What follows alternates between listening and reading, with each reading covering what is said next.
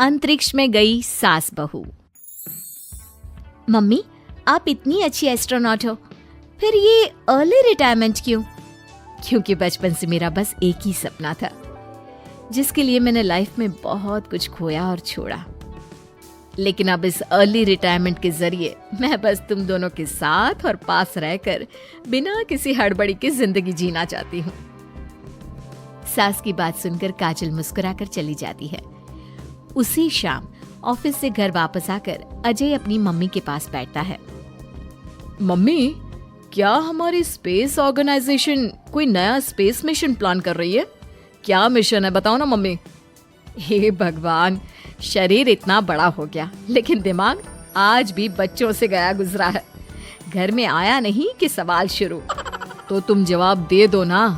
मैं क्या जवाब दूं? जैसे तुझे मेरे रिटायरमेंट के बारे में पता ही नहीं। इतने समय से तूने मुझे ऑफिस जाते हुए देखा क्या? फिर मुझे कैसे पता होगा? जा, तेरी पत्नी से पूछ, वो रोज ऑफिस जाती है। माँ की बात पर अजय आवाज लगाकर काजल को बुलाकर वही सवाल उससे भी पूछता है, पर काजल उसका कोई जवाब नहीं देती। और बोलो पत्नी से पूछने के लिए। मैडम जवाब ही नहीं दे रही। सवाल जायज हो तो जवाब मिलेगा ना, तुम्हें अच्छे से पता है। कॉन्फिडेंशियलिटी रूल्स के चलते हम किसी से भी ऑर्गेनाइजेशन और मिशन से रिलेटेड कोई बात नहीं कर सकते। वो तो पता है, लेकिन मुझसे भी छुपाने का मतलब समझ में नहीं आया। वो मम्मी, रिटायरमेंट एप्लीकेशन के बाद से आपने ऑफिस भी आना बंद कर दिया। सबको लगा कि अब आप इंटरेस्टेड नहीं होगी, इसलिए इन्फॉर्म नहीं किया। क्या तुम भी इस मिशन का हिस्सा हो? मैं ही इस मिशन की लीड साइंटिस्ट हूँ। ये हमारा अब तक का सबसे बड़ा और इम्पोर्टेंट मिशन है। अगर ये सक्सेसफुल हो गया तो दुनिया में हमारे नाम के साथ मेरा प्रमोशन भी पक्का है। काजल की बात सुनकर दोनों माँ बेटे हैरान रह जाते हैं, लेकिन फिर सब साथ मिलकर सेलिब्रेट करते हैं। अब दिन बीतने लगते हैं। काजल स्पेस मिशन के चलते पहले से ज्यादा बिजी हो जाती है और देर तक ऑफिस में समय बिताने लगती है। कुछ समय तक इसे चुपचाप देखने के बाद एक सुबह बहू को सामने देखकर आखिरकार सास उसे टोक ही देती है। आ रही हो या जा रही हो? भाई, हमें तो तुम्हारी शक्ल देखे लगता है सदियां बीत गई। मैडम कब आती है कब जाती है कुछ पता ही नहीं चलता। अरे ऐसा कौन सा मिशन है जिसने सुबह रात घर परिवार सब भुला दिया? मिशन तो मैंने भी बहुत देखे हैं और गई भी हूँ, पर ऐसा हाल कभी नहीं हुआ। मम्मी, मैं आपकी चिंता और गुस्सा समझ सकती हूँ, पर ये स्पेस मिशन आज तक के सभी मिशन से बहुत अलग है। अच्छा, जरा मैं भी तो सुनूं, ऐसा क्या है इसमें? आई एम सॉरी मम्मी, मैं नहीं बता सकती। भूलो मत, मैंने रिटायरमेंट अप्लाई किया है, लेकिन रिटायर होने में अभी 7 महीने बाकी है, जिसके हिसाब से मैं आज भी ऑर्गेनाइजेशन का हिस्सा हूँ। तो मुझे बताकर तुम कोई रूल नहीं तोड़ रही। मुझे सब याद है मम्मी, और मुझे ये भी पता है कि अगर आप साथ दें तो मिशन के लिए बहुत बड़ी मदद साबित होगी। पर सीनियर्स ने रूल बनाया है कि इस मिशन की इंफॉर्मेशन सिर्फ उन्हीं के पास होगी जो इसका पार्ट है, और मुझे तो उन्होंने खास अपने पास बुलाकर ये समझाया था। बहू की बात सुनकर सास सोच में पड़ जाती है और अगले दिन खुद भी ऑफिस पहुंच जाती है। ओहो, क्या बात है मैडम, रिटायरमेंट के एप्लीकेशन के बाद तो आपने दर्शन देने भी बंद कर दिए। अरे सर, अगर ईद का चांद रोज निकला करता तो क्या उसका स्वागत इतने जश्न से होता? इस पर सीनियर भी हंसने लगते हैं और दोनों कैबिन में जाकर बैठ जाते हैं, जहां सास बातों बातों में नए स्पेस मिशन के बारे में पूछती हैं। वो उन्हें मिशन के बारे में सब कुछ बताकर तुरंत एक इमरजेंसी मीटिंग बुला लेते हैं, जिसमें साइंटिस्ट की टीम और काजल के साथ एस्ट्रोनॉट्स की पूरी टीम भी होती है।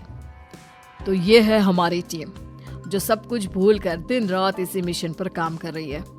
अगर आप भी हमें ज्वाइन कर ले तो सोने पर सुहागा हो जाएगा। अगर आप मुझे टीम में चाहते थे तो पहले कांटेक्ट क्यों नहीं किया? आपने स्पेस में ना जाने के फैसले के साथ डेस्क जॉब का भी इनकार कर दिया और अर्ली रिटायरमेंट के लिए अप्लाई कर दिया, और फिर पिछले 1 महीने में किसी के साथ कोई कांटेक्ट भी नहीं हुआ। इसलिए हमने सोचा शायद अब आप ब्रेक लेकर इस सब से दूर रहना चाहती हो। और इसीलिए किसी ने आपको परेशान करना सही नहीं समझा। बात तो आपकी सही है, फिर भी एक सुझाव देना चाहूंगी। ये जो आप कर रहे हो ना, ये मिशन नहीं, साफ सुसाइड है। एक साथ इतने सारे लोगों को स्पेस में 6 महीने रहने के लिए भेजना आसान काम नहीं है। और ये बात मुझे आपको समझाने की जरूरत नहीं होनी चाहिए। हमें सारे कॉन्सिक्वेंसेस, स्पेस नेचर, मिशन की मुश्किल सबका पता है, और ऐसा करने वाले हम पहले नहीं हैं। इसलिए ये भी साबित है कि काम हो सकता है। आप सिर्फ एक एक्सपेरिमेंट के लिए इतने सारे लोगों की जान और मेहनत को दांव पर लगाना चाहते हो, जिसमें सक्सेस रेट भी मुश्किल से 1% है। बहुत देर तक इन्हीं सब बातों पर बहस चलने और काजल की सास उर्फ ऑर्गेनाइजेशन की सबसे एक्सपीरियंस्ड एस्ट्रोनॉट को बहुत देर समझाने के बाद भी जब वो राजी नहीं होती, तो ऑर्गेनाइजेशन के सीनियर्स को उन्हें घर वापस भेजना पड़ता है। लेकिन उसी के बाद से न चाहते हुए भी सास मिशन के बारे में सोचना बंद नहीं कर पाती। इसी तरह 1 हफ्ता बीत जाता है। माँ, जब घर में बैठकर भी मिशन के बारे में ही सोचना है, तो इससे अच्छा है कि वहां जाकर इस सोच के जरिए उनकी मदद ही कर दो। उन्हें ऑफिस में नहीं, स्पेस में जाने के लिए मेरी जरूरत है। वो चाहते हैं कि मैं हेड एस्ट्रोनॉट बनकर बाकी सबके साथ स्पेस में जाऊं।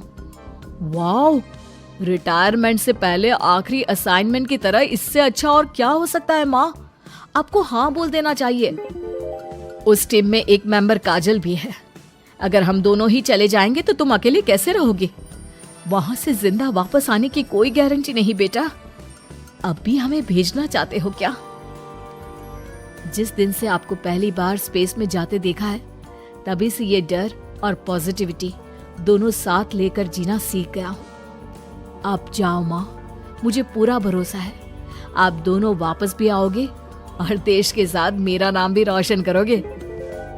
बेटी की बात सुनकर माँ के अंदर हिम्मत आती है और वो एक बार फिर स्पेस ऑर्गेनाइजेशन पहुंच जाती है, जहां उसके फैसले से सब बहुत खुश होते हैं और स्पेस मिशन की तैयारी पहले से ज्यादा जोश में शुरू हो जाती है।